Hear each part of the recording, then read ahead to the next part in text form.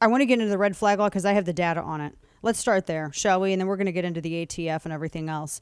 First and foremost, what he just called for was a national suspension of due process.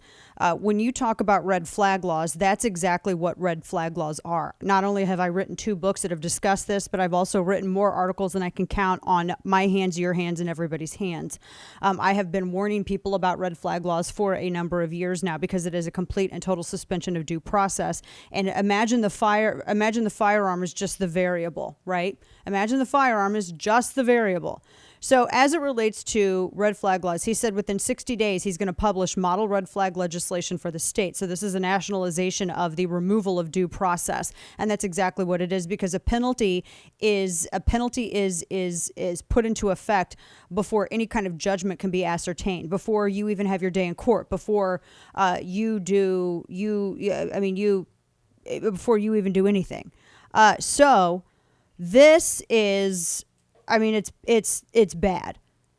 This is one of the most dangerous proposals that he has. So he wants an appropriate national red flag law, legislation incentivizing states to pass red flag laws of their own. So he knows that he can't force states to implement red flag laws. So he's going to try to use our taxpayer dollars to incentivize it. And that's, I'm just saying that's important. This is what I have written about this before. What do red flag orders offer that our current legal options do not? And I'm talking about civil commitments. I know there's some issues there, TROs, etc. Why is that? Why aren't any of those implemented?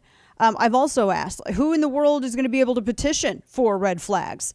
Because it varies state by state. What are the protections for abuse? There has not been a single protection, and I want to reiterate to you, I have read every single proposal that's out there because I'm a dork. And like Tyrion Lannister, who drinks and know things, what I do is I crochet and know things. That's what I do. Also listen to Dark Wave, so I do 3 things, one more than Tyrion Lannister.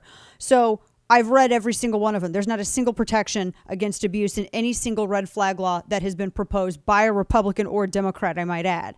And furthermore, it takes months, perhaps even years, to clear one's name if you're falsely accused. There's no protections against that.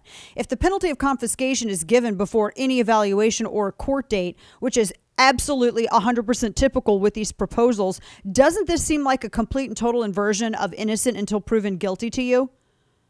Does that concern you?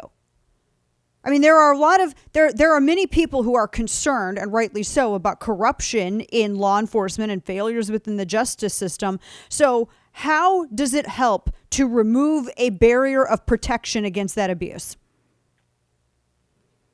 And since a red flag order is served on someone who is presumably mentally unwell to the point of being a danger to themselves or others, how does removing singularly the weapon solve the issue?